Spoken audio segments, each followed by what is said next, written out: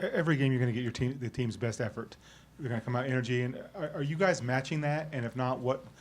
They said you had a 6-hour practice. I mean, are you trying to get that? It wasn't a 6-hour practice, 6-hour day. Okay. So no. But the energy, I mean, are you guys matching that energy? If not, what? We didn't match it at all. You guys watched the game. We didn't have any energy. We were flat as could be. That's after a pretty good week of practice too. Yeah, that was, I believe it's the exception and the anomaly, but yeah, it was awful. And when you say we're awful, that sometimes takes credit away from the other team, and I don't mean to do that at all, but certainly we didn't play with any energy at all, I don't think, for the first 25 minutes of that game. Yeah, and just kind of looking at Flory and Ryland's minutes, and obviously you didn't like what you saw last game with them. What are you kind of hoping to see in this coming game to kind of warrant the amount of minutes that they want to play and they've played the last couple of years? To warrant the amount of minutes that they want to play. Ryland and AJ. Oh, sorry, I didn't mean to say. Yeah, I to warrant. I don't, I don't know that there's a thought process for me that warrants guys to play so much. I just want to play the guys that in my opinion give us the best chance to play well and give us the best chance to win the game. So in that particular situation, I probably didn't think in the 25 combined minutes they played that we really got much out of either one of them in that particular situation. So. And you mentioned playing the three bigs more. Will we see more Flory and Hunter together or Flory and KJ together? Well, we've seen Flory and KJ together, and we've seen KJ and Hunter together. We just haven't seen Flory and Hunter together much. But to answer your question, yes, I think we could see more of that. We just got to figure out how to score that playing that way. But yeah, I think we could definitely see more of that. I thought Flory had a great last 15 minutes of the game. First half, I didn't think so at all. But I thought the second half he was really good. Really played well. Are there any other games in recent years where you've had a great week of practice leading up where it hasn't shown up the same way it did against West Virginia that come to mind at all? Well, I can't recall the exact situation. I think that happens all the time in sports. I mean, in golf, do you go out on the range and strike it really, really well, then you get on the golf course and somehow it doesn't translate? I mean, that happens. That's sports. But if you strike it really well on the range every day, there's a better chance you'll strike it on the course better, even though it's no guarantee. That's sports. I mean, and Dave played, so he knows. I mean, how many good practice days could you have on a Saturday lay an egg, or how many crap days can you have, and the next day, the quarterback and the running back's on point and you look pretty good. I mean, that happens all the time. So unfortunately, it shouldn't. But it did the other day. So, yes, there's been other times it's happened, and it could very easily happen again. But I'm a firm believer if you string and a large amount of good over not so good practice days, you'll have a much better chance to play well when you get to the. I actually think when we played North Carolina in the NCAA tournament in the finals, I actually thought we were playing good going into that first half. And we laid an egg. So, I mean, stuff like that happens. The problem is the reason why it happened was actually very low energy. That was, to me, was it. Bill, for 15 to 20 years, whatever, I don't know that any team at this level had as much success on the road as your guys. That road dog mentality. Is it a mentality? Is it just the players that you had, and how do you get that instilled in these guys? Well, the best home courts are the home courts where you have the best home team playing on it, players. The best way to win on the road is to have the best players playing on it.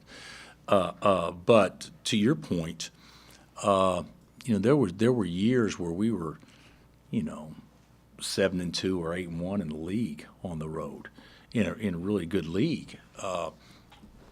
We obviously haven't been that but we haven't been as dominant a team the last 2 years as what we've been in other years too. So, but that doesn't mean we can't play to that level. But I actually think, Dave, to your point, I think is that you have to have that dog, tough, together, lack of a coach speak term, us against the world type mentality. On the road with this team, it may be even more important because we probably can't line up and just beat you because, you got Kansas on your chest. So if you have the best players and you have that mentality, then you're going to be pretty good. And that's what we've operated with a lot in the past. I think we got really good players. I don't think we have that mentality yet. So that's something that we have to do, wherever we play because the league's so good. But wherever we play, we have to have a mindset that we respect the situation, how other teams will be motivated to play against us, and the fact that we have proven to ourselves, multiple times now that being Kansas and showing up doesn't guarantee any success whatsoever. So that's the reality. That's always been the case, but I think we have to probably respect that and realize that more now that unless we are at a certain level, a magical type level, then our chance for success isn't quite as good as what it's been maybe in some other years. And just a word about UCF, the game last year, the personnel that returns, and who they've added to. Well, they've got 3 guys that are averaging 15, and their leading scorer is not playing but 2 games so far, and I think he scored 14 or 15 points in his first 2 games, so he's averaging 7. Sellers. So you've got 4 guys that are all capable of getting 20, at least. And you got a 7'2" big guy inside that blocks and alters as well as anybody in the country. I mean, he's good. He's a freshman, but he's averaging 4 blocks a game as a freshman. So yeah, they got a good team. They're better offensively than they were last year. Last year, I thought they were freakishly athletic as a unit, and this year they're very athletic as well. But I think they're more skilled than they were last year. Going back to the road mindset, is that something that comes from you, the coaches? Does that come from the players? Where does establishing that us against the world mindset have to start? I would say collectively with everybody. Guys, I without being too philosophical here, you can look at a lot of things and you can say, well, they got to guard this differently. I could agree. You could say, well, they need to run something differently.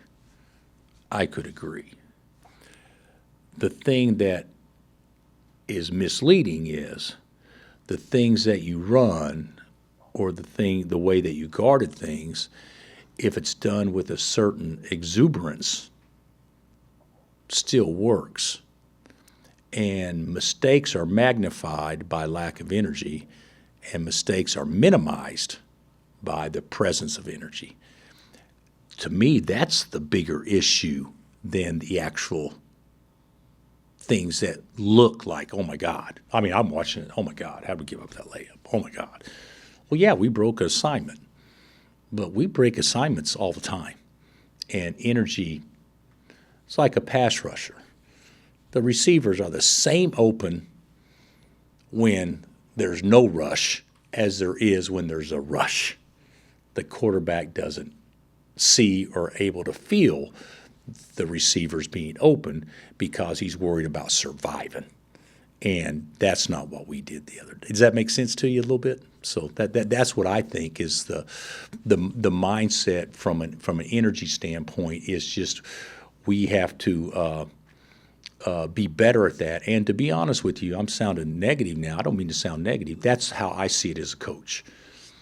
I also see things that we can do better technique-wise, but it's hard to really evaluate technique totally if you don't really have the energy to really evaluate what's real or not real. So those are things that I think that you have to do home or away, and obviously we didn't do it the last game. We've done it in the 450 games or whatever it is since we've been here. We've done it, we've been here more than 450 games. Of the 700 games almost since we've been here. We've done it 690, but we didn't do it the other day, And to tie that into the Creighton and Missouri games, Yeah, is exactly. that the energy you're talking about? I thought I'm also screwed up on Tuesdays. Was it Tuesday? I thought Tuesdays was actually worse. I thought the play in the other two games and energy combined in the first half was awful. I thought Tuesday was worse. So. What's the team mood after the game? You said they were down. Yeah, How's it now? well, you can probably tell by my overly optimistic mood right now that the team is probably taking a little bit of its lead from that. But to Shay's point earlier, I thought yesterday was really good. It was 6 hours, basically. I thought it was good, but it wasn't 6 hours all standing and on the court. There was a lot of film work and that kind of stuff. And I told them, I said, even though you guys may not feel better, I feel a hell of a lot better. So so at least we got through that. So I actually thought that was good. And I also think some things differently than the way a lot of people may think about it from a coaching perspective.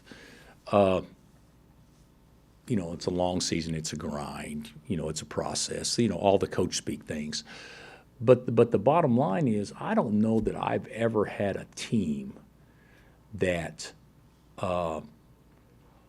didn't go through some crap to actually get to where they wanted to go. In 2018, we had a pretty good team. We went to the Final Four, and we lost 3 games at home. Never done since I've been here. In 2022, we had a pretty good team, but we saw what a real team looked like at the end of January, a team that could win the national championship. And they lose in the first round, and we win a national championship. Sports is crazy. So the immediate feeling I have is I'm not happy, but I also understand that the way you feel today doesn't necessarily have to, in any way, shape, or form, reflect how you feel 2, 3, or 4 weeks from now. So maybe this will be a benefit to us. The question I would have to the guys, why would it be a benefit to us today if it wasn't a benefit to us 3 weeks ago? That's the question I have. So we have to change some things because let's just call it like it is. We're really good in November. We haven't been very good in December. Isn't that the truth? So we've got to find a way to get back to where we were and amp it up even more. And we can look at, well, we need this guy to do this or this guy to do that, or the coaches need to do this, or you know what we need to do is play with the passion and the energy and the enthusiasm that teams that love to play with. That to me is pretty simple. So and we didn't do that the other day, which ticks me off. Still upset about it. But that's not what bothers me the most. It bothers me the most that we didn't do it the other day after we didn't do it 3 weeks ago too. You see, you guys know where I'm. So we got to figure some stuff out and probably have some good, do better talks and some things that get to the root of the situation. Not that it's awful, but it's awful if you're wanting to play at the highest level of collegiate basketball. Do you just remind them to get the swag back? How they Yeah, that's all you got to do is remind somebody to do it, and then it automatically happens. It's amazing. Hey, there's dust that you can actually sprinkle on head these days that handles all that stuff. I think that's a good question, though, Gary.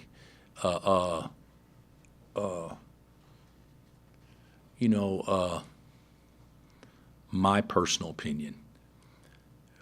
Coaches' jobs to do everything they possibly can to do as you say.